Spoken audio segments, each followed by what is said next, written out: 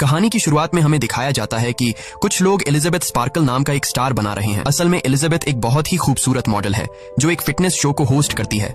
लोग एलिजाबेथ को इतना पसंद करते हैं कि इसके स्टार के पास आकर सेल्फीज बनाते हैं, लेकिन फिर वक्त के साथ साथ लोगों का इस स्टार से ध्यान हटता चला गया और ये स्टार टूट कर बिखर गया, जो ये साफ जाहिर कर रहा था कि लोगों का एलिजाबेथ स्पार्कल से इंटरेस्ट खत्म होता जा रहा है। सीन कट होता है और हमें एलिजाबेथ स्पार्कल को दिखाया जाता है जो एक वक्त अपनी जवानी के दिनों में बहुत ही खूबसूरत हुआ करती थी। हर जगह एलिजाबेथ के चर्चे थे, लेकिन अब वह बूढ़ी हो चुकी है और आज उसका 50वां जन्मदिन है। एलिजाबेथ अभी तक इसी शो को होस्ट करती है। शो की शूटिंग के बाद जब एलिजाबेथ वॉशरूम में जाने लगी तो उसे पता चला कि लेडीज वॉशरूम किसी वजह से बंद है, इसलिए वो मेल वॉशरूम में चली गई जहां पर शो का प्रोड्यूसर भी आ गया और ऐसे में एलिजाबेथ चुपके से एक बाथरूम में छिप जाती है। यहाँ प्रोड्यूसर फोन पर किसी से बात कर रहा था कि मुझे अपने शो के लिए एक नया चेहरा चाहिए। अब एलिजाबेथ पहले जैसी नहीं रही। जहाँ पहले एलिजाबेथ की वजह से उन्हें रेटिंग्स बहुत हाई मिलती थी, अब उनकी टीआरपीज गिरती जा रही हैं। कोई भी एलिजाबेथ को हमारे शो पर नहीं देखना चाहता। अब मैं और बर्दाश्त नहीं कर सकता। मुझे जल्द से जल्द एक यंग और खूबसूरत मॉडल चाहिए अपने शो के लिए। दूसरी तरफ बाथरूम में छिपी एलिजाबेथ ये सारी बातें सुन रही थी और ये सुनकर एलिजाबेथ बहुत मायूस हो जाती है। उसे अपनी जिस खूबसूरती पर घमंड था, आज वह घमंड टूट कर बिखर गया। वह गौर से अपने आप को शीशे में देखती रही जहां उसके चेहरे पर बहुत सारी झुर्रियां आ गई थी। प्रोड्यूसर की बातें सुनकर उसे बहुत ज्यादा दुख होता है, लेकिन अब उसे एक दुख ये भी था कि अब उसे शो से निकाला जा रहा है। कुछ देर बाद एलिजाबेथ को प्रोड्यूसर एक होटल में बुलाता है जहां प्रोड्यूसर बताता है, देखो एलिजाबेथ, तुम जानती हो कि वक्त के साथ साथ लोगों को कुछ नया चाहिए होता है। जो तुम पहले थी वो बात अब तुम में नहीं रही, इसलिए मुझे भी अपने शो को चलाने के लिए किसी दूसरे मॉडल को लाना होगा। प्रोड्यूसर की बातों ने एलिजाबेथ को बुरी तरह तोड़ दिया था। वो होटल से निकलकर घर की तरफ जाने लगी, लेकिन ड्राइव करते हुए प्रोड्यूसर की बातें उसके दिमाग में चल रही थी। थोड़ा आगे जाने के बाद वो देखती है कि उसका जो बड़ा सा बिलबोर्ड लगा हुआ था उसे भी फाड़कर हटाया जा रहा है। ये सब देखकर उसका रोड पर से ध्यान हट जाता है और सामने से आती हुई गाड़ी से उसका एक्सीडेंट हो जाता है। लकीली उस एक्सीडेंट में इसकी जान बच जाती है और इसे एक खरोंच भी नहीं आती। डॉक्टर उसे बताता है कि तुम्हारी सारी रिपोर्ट्स नॉर्मल है, लेकिन एलिजाबेथ खुश होने के बजाय फूट फूट कर रोने लगती है क्योंकि अब उसका करियर तबाह होने जा रहा था। डिस्चार्ज होने से पहले डॉक्टर एक बहुत ही खूबसूरत मेल नर्स को एलिजाबेथ की रीढ़ की हड्डी चेक करने को कहता है। डॉक्टर के जाने के बाद वो मेल नर्स एलिजाबेथ की रीढ़ की हड्डी को चेक करता है और कहता है कि तुम एक परफेक्ट कैंडिडेट हो, और फिर वो एलिजाबेथ को उसके कपड़े देता है। कपड़े देते वक्त एलिजाबेथ की नजर उस मेल नर्स के हाथ पर जाती है जिस पर एक अजीब तरह का काला निशान बना हुआ था। अब जैसे ही वो हॉस्पिटल से बाहर निकली तो उसे फील हुआ कि उसके पॉकेट में कुछ है। जब वह उसे बाहर निकालकर देखती है तो उसे पता चलता है कि उस मेल नर्स ने उसके पॉकेट में एक नोट छोड़ा है। मैसेज में लिखा था कि इसने मेरी जिंदगी बदल दी, और उसी के साथ एक पेन ड्राइव भी थी जिसपे लिखा था द सब्सटेंस। घर पहुंचते ही एलिजाबेथ ने उस पेन ड्राइव को टीवी में लगाकर प्ले किया जिसमें द सब्सटेंस नाम के एक इंजेक्शन के बारे में इंफॉर्मेशन दी जा रही थी। ये सब्सटेंस एक जादुई इंजेक्शन था और ये इंजेक्शन किसी भी बूढ़े इंसान को उसका एक नया दूसरा जवान वर्जन दे सकता है। यानी इस इंजेक्शन को लगाने से उस इंसान की बॉडी से एक नया अलग इंसान निकलता है। जो होता तो वही पहले वाला इंसान है, लेकिन वह एक जवान और पहले से बहुत ही खूबसूरत होता है, लेकिन वो अपनी असली रूप से भाग नहीं सकते। एलिजाबेथ को यह सब एक मजाक लगा, इसलिए उसने सब्सटेंस ड्राइव को एक झूठ समझकर डस्टबिन में फेंक दिया। उसके बाद एलिजाबेथ अपने टेंशन को दूर करने के लिए एक बार में जाती है जहां वो एक यंग कपल को देखकर जेलस फील करने लगती है कि इतने सारे लोगों में मुझे तो कोई बाव ही नहीं दे रहा। जिसके बाद वो गुस्से में घर आकर चीजों को यहाँ वहाँ फेंकने लग जाती है। जब वो खुद को शीशे में देखती है तो उसे खुद से ही गिन होने लगती है कि वो कितनी बूढ़ी हो गई है। वो अपनी फोटोज को देखकर सोचती है कि एक वक्त था जब एलिजा के पीछे हजारों लोग दीवाने थे, लेकिन अब उसे कोई फिल्म या शो में भी लेने को तैयार नहीं है। एलिजा अब किसी भी हाल में दोबारा से वो फेम हासिल करना चाहती है, इसलिए वो अपनी जिंदगी का सबसे बड़ा कदम लेते हुए एलिजा फैसला करती है कि वो खुद का एक नया वर्जन क्रिएट करेगी। उसके बाद एलिजा डस्टबिन से वही पेन ड्राइव निकालकर उस पर दिए गए फोन नंबर पर कॉल करती है और कंपनी वालों से कहती है कि मुझे वो सब्सटेंस ऑर्डर करना है। दूसरी तरफ जो कोई भी बात कर रहा था वो इससे ज्यादा बात नहीं करता, बस एलिजाबेथ से उसका एड्रेस पूछा और फिर उसने एलिजाबेथ को एक एड्रेस बताकर कॉल काट दी। अगली सुबह एलिजाबेथ न्यूज़पेपर पढ़ती है जहां पर उसे एक एड दिखी जो उसी की कंपनी ने लगाई थी जहां एलिजाबेथ काम करती थी। एड में लिखा हुआ था कि एलिजाबेथ को काम से निकाल दिया गया है और उसकी जगह अब कंपनी में एक नए मॉडल की जरूरत है, जिसे देखकर वो और भी ज्यादा उदास हो गई। तब वह देखती है कि कल रात जो उसने ऑर्डर दिया था वो पार्सल आ चुका है। जब वह उस एनवलेप को खोलती है तो उसमें एक कार्ड पर नंबर लिखा हुआ था। अब एलिजाबेथ बिना सोचे समझे कल रात को कॉल पर बताई गई एड्रेस पर जा पहुंचती है। ये एक बहुत ही सुनसान जगह थी जहां पर कोई भी नहीं था। वो आगे बढ़ते हुए सामने के शेल्टर के पास जाती है। अब उसे पार्सल में जो कार्ड मिला था उसी के जरिए वो शेल्टर का दरवाजा खोल लेती है और अंदर चली जाती है। अंदर जाकर उसे ढेर सारे लॉकर्स मिलते हैं। वो अपने कार्ड पर दिए गए नंबर वाले लॉकर को खोलती है जहां पर एक बॉक्स रखा हुआ था जिसे लेकर सीधा वो अपने घर पर आ जाती है। घर आकर वो फौरन इस बॉक्स को खोलती है तो उसमें काफी सारी चीजें रखी गई थी। सबसे पहले एक एक्टिवेटर, स्टेबलाइजर और एक स्विच किट मिलता है और पेपर पर इस प्रोसीजर की पूरी जानकारी दी गई थी कि किस तरह से उसे यूज करना है, जिसे आप सब भी ध्यान से सुनिएगा। सबसे पहले एक्टिवेटर यूज करना होगा, जिसे यूज करने वाले इंसान की बॉडी से उसका एक नया वर्जन निकलेगा और पहली वाली बॉडी बेहोश रहेगी। ये एक्टिवेटर सिर्फ एक बार ही यूज किया जा सकता है। दूसरा ये कि उस इंसान को हर दिन खुद को स्टेबलाइज करना होगा, यानी बेहोश पड़ी दूसरी बॉडी के के रीढ़ की हड्डी से उसे सब्सटेंस निकालकर अपनी बॉडी में इंजेक्ट करना होगा, जिससे जिंदा बॉडी नॉर्मली सर्वाइव कर पाएगी। और तीसरी बात ये कि उन्हें हर हफ्ते स्विच होना पड़ेगा, यानी एक हफ्ता नई बॉडी एक्टिव रहेगी और एक हफ्ता पुरानी बॉडी, और ये पार्ट उन्हें बिल्कुल भी स्किप नहीं करना है। इसके अलावा एलिजाबेथ को उस बॉक्स में कुछ लिक्विड फूड भी मिलते हैं जो उसे बेहोश पड़ी बॉडी में लगाना होगा, जिससे वह बॉडी 7 दिनों तक जिंदा रहेगी। उसके बाद एलिजाबेथ वॉशरूम में जाती है, जहां वो काफी देर तक अपनी बॉडी को देखकर सोचती है कि उसे ये करना चाहिए या फिर नहीं। जब वह देखती है कि उसकी स्किन ढलने लगी है और चेहरे पर रिंकल्स आ चुके हैं, वो खुद को इस तरह से बूढ़ी होती नहीं देख सकती थी, इसलिए वो एक्टिवेटर को अपनी बॉडी में इंजेक्ट कर लेती है। इंजेक्शन लगाने के बाद वो खुद में चेंजिंग का इंतजार करती है, लेकिन उसे कुछ भी नहीं होता। और ऐसे में एलिजाबेथ को लगता है कि शायद ये सब फेक था, लेकिन फिर कुछ देर बाद उसे बहुत ज्यादा दर्द होता है, और वो दर्द इतना ज्यादा था कि वो नीचे गिर जाती है और तड़पने लगती है। तब हम देखते हैं कि उसकी आंखें फटने लगी, उसकी आंखों के आईबॉल्स डबल होने लगते हैं। तब अचानक उसकी पीठ हिलने लग जाती है और फिर अगले ही सेकंड उसकी कमर फटने लगी, जहां से एक जवान और काफी खूबसूरत लड़की निकलकर बाहर आई। ये एलिजाबेथ का नया वर्जन था, एक नई जवान बॉडी जो पिछली बॉडी के अंदर से निकली थी। एलिजाबेथ के इस नए वर्जन ने जब अपने आप को शीशे में देखा तो वह हैरान रह गई कि इस दवा ने तो कमाल कर दिया। वो इतनी खूबसूरत और जवान बन गई कि ऐसा उसने सोचा भी नहीं था। काफी देर तक अपनी खूबसूरती देखने के बाद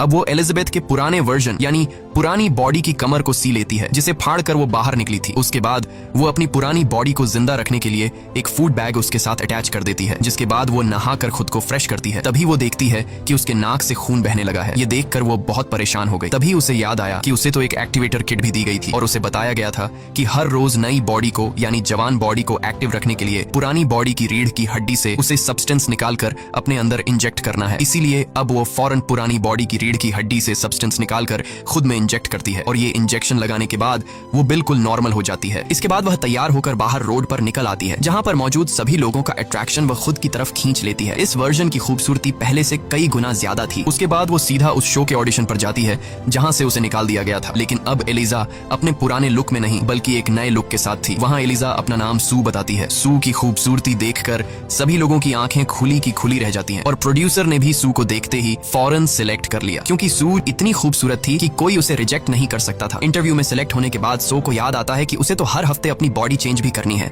जिसके लिए वह प्रोड्यूसर से झूठ बोलती है कि मेरी मॉम बीमार है और मुझे हर हफ्ते गांव जाना पड़ता है अपनी मॉम का ख्याल रखने के लिए। प्रोड्यूसर बिना सोचे समझे सू की शर्तें मान जाता है, क्योंकि वो सू को किसी भी कीमत पर खोना नहीं चाहता था, और उसे पता था कि सू की खूबसूरती की वजह से उनकी शो की रेटिंग्स बहुत ज्यादा बढ़ने वाली है। बस फिर क्या, कुछ ही दिनों में सू काफी ज्यादा पॉपुलर हो जाती है और वो इस जॉब को बहुत एंजॉय कर रही थी। लोग उसके दीवाने हो चुके थे और लोग उसे ठीक वैसे ही पसंद करने लगे जैसे आज से कुछ साल पहले लोग एलिजाबेथ को पसंद करते थे। देखते ही देखते ठीक उसके घर के सामने एक बड़े से बिलबोर्ड पर सो का पोस्टर लगाया जाता है। इसी तरह से 7 दिन पूरे हो जाते हैं, यानी अब अगले 7 दिनों के लिए पुरानी बॉडी एक्टिव रहेगी। सू यहाँ स्विच किट का यूज करती है।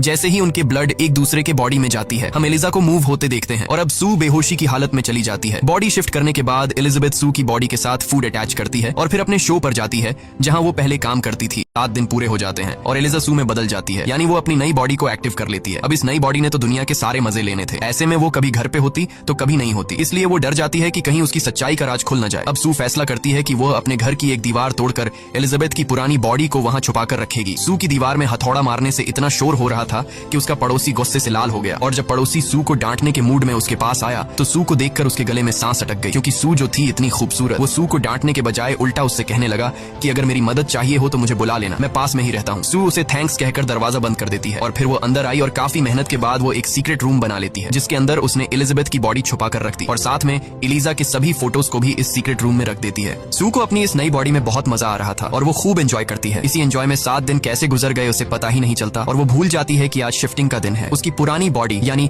एलिजाबेथ की बॉडी का फूड भी आज खत्म होने वाला था। सू अपने एक दोस्त को घर भी लाती है। जब वो अपने दोस्त के साथ बातचीत में बिजी थी तब अचानक उसके नाक से खून आने लगता है। वो अपने दोस्त को गेस्ट रूम में बिठाकर खुद बाथरूम चली आती है। बाथरूम पहुंचकर उसके नाक से और ज्यादा खून बहने लगता है और पूरी बॉडी में बहुत तेज दर्द होने लगता है। अब जाकर उसे समझ आया कि आज तो बॉडी शिफ्ट करने का दिन है, लेकिन अब सू बॉडी कैसे शिफ्ट करती, क्योंकि दूसरी तरफ उसका दोस्त उसका इंतजार कर रहा था। इसलिए वह बॉडी शिफ्ट करने के बजाय एक और दिन एक्टिव रहने का फैसला करती है, जिसके लिए वो एलिजाबेथ की बॉडी से सब्सटेंस निकालकर अपनी बॉडी में इंजेक्ट कर लेती है, जिससे वो फौरन ठीक हो जाती है और वो अपने बॉयफ्रेंड के पास जाती है, जो उससे कहता है कि वो अचानक और भी ज्यादा खूबसूरत हो गई है। खैर, इस तरह से दिन गुजर जाता है और अगली सुबह हम एलिजा को देखते हैं। जब वो शीशे में अपने आप को देख रही होती है तभी अचानक उसकी नजर अपनी उंगली पर जाती है, जो बहुत ही बुरी तरह से सड़ गई थी। ऐसा लग रहा था कि जैसे ये उंगली किसी बहुत ही बूढ़े इंसान की हो, और वो समझ जाती है कि ये सब सू ने उसकी बॉडी से एक्स्ट्रा सब्सटेंस निकाल कर किया है। अब वो परेशान होकर कंपनी को कॉल करती है और उन्हें ये सब बताती है। फोन वाला पर्सन कहता है कि इसका कोई सोल्यूशन नहीं है, अगर एक बॉडी एक्स्ट्रा सब्सटेंस यूज करेगी तो उसका असर दूसरी बॉडी पर होगा, मतलब एलिजा की उंगली अब इस तरह से ही रहेगी और अगर आगे भी सू ने इस तरह की कोई गलती की तो फिर से एलिजा की बॉडी का कोई पार्ट सड़ सकता है। ये सुनकर एलिजा बहुत ज्यादा डर गई और लास्ट में उस फोन पर्सन ने बताया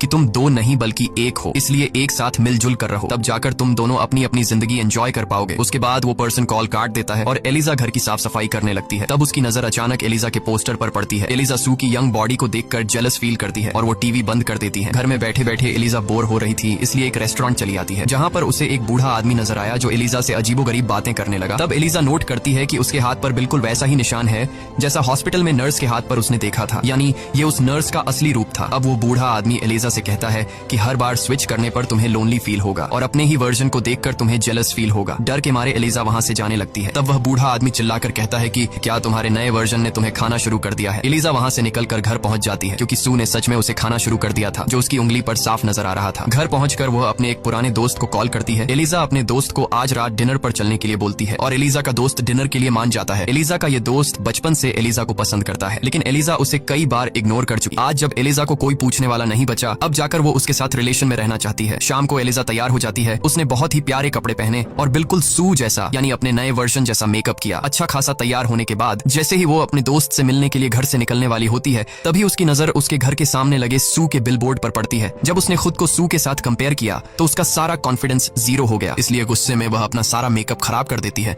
और अपने दोस्त से मिलने का प्लान कैंसिल करके सोफे पर जाकर बैठ गई। तब उसका फ्रेंड बार बार उसे मैसेज करने लगा, लेकिन अब एलिजा में रिप्लाई की हिम्मत नहीं बची थी। डिप्रेशन के चलते वो ढेर सारा खाना खाकर सो जाती है। सीन कट होता है और हम अगले दिन सू को देखते हैं, यानी एलिजा ने 7 दिन एक्टिव रहने के बाद अपनी बॉडी को स्विच कर लिया था। सू अपना शो कर रही थी जहाँ डांस करते हुए उसकी बॉडी में से एक अलग तरह की चीज निकल आती है। वो जल्दी से शूटिंग छोड़कर वॉशरूम में चली जाती है। वो उस चीज को अपने हाथों से मूव करके अपने नर्व्स तक लाती है और फिर उसे बाहर निकालती है, जिसे देखकर सू को पता चलता है कि यह तो एक चिकन लेग पीस है जो रात में एलिजा ने खाया था। लेकिन तभी सू की आंख खुल गई। असल में सू सपना देख रही थी। सुबह जब सू शो के लिए निकलती है तब वो देखती है कि एलिजा ने कल रात पूरा एक चिकन खा लिया था। वो समझ जाती है कि इसीलिए रात को मुझे चिकन का सपना आया था। अब सू एलिजा का कंप्लेंट करने के लिए कंपनी को कॉल करती है कि मैं पूरा हफ्ता काम करती हूँ और एलिजा बस दिन रात खाना टोसती रहती है। लेकिन वो दूसरा आदमी एक ही बात कहता है कि तुम दोनों एक ही हो और तुम्हें एक साथ मिलकर रहना होगा। इसके बाद सू अपनी शो के लिए चली गई, लेकिन वहाँ जाते ही वो यह देखकर घबरा गई क्योंकि शो के लोग शूटिंग का सामान पैक कर रहे थे और उन्होंने इसे बताया कि अब से ये शो नहीं चलेगा। सू को समझ नहीं आ रहा था